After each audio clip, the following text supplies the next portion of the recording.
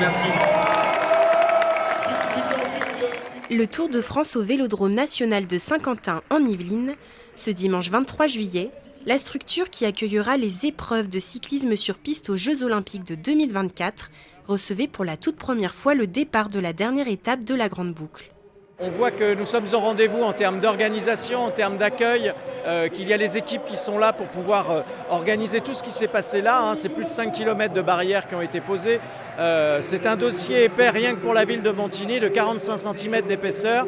Toutes les procédures qu'il a fallu faire pour pouvoir accueillir cet événement. Donc oui, une vraie satisfaction aujourd'hui de voir que le résultat est au rendez-vous.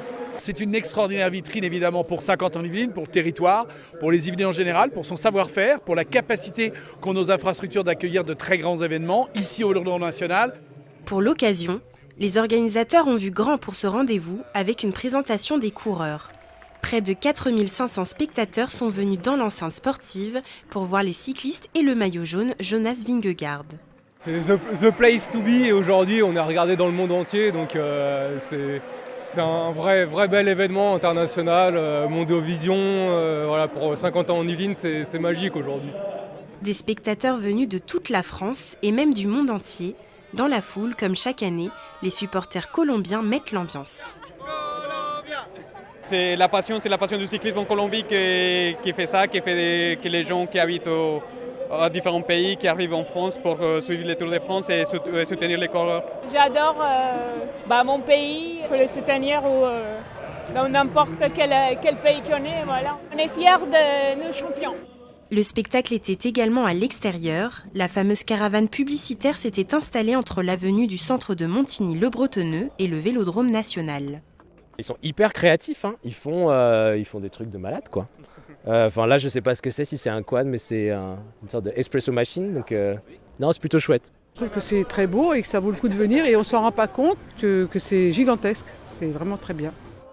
Une fois partis, les caravaniers du Tour de France distribuent des cadeaux à l'effigie des marques pour le plus grand plaisir du public. On a les bulbes, on a des bonbons, des gâteaux et c'est génial. Pour les enfants, on est venu en famille, on est venu pour récupérer les petits cadeaux, c'est génial. À 16h40, le peloton s'était lancé depuis le parvis du Vélodrome national de Saint-Quentin en Yvelines, devant des milliers de spectateurs. C'était impressionnant parce que les voir comme ça, quand on les voit sur la route, on les voit à peine, alors que là on a le temps de les voir un petit peu mieux, quoi.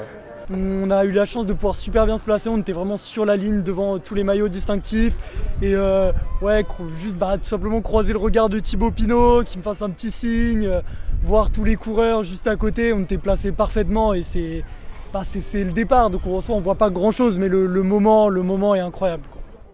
Les coureurs ont ensuite quitté les Yvelines, 1 heure plus tard après avoir notamment traversé les villes de Fontenay-le-Fleury, d'Élancourt, de Guyancourt et de Versailles.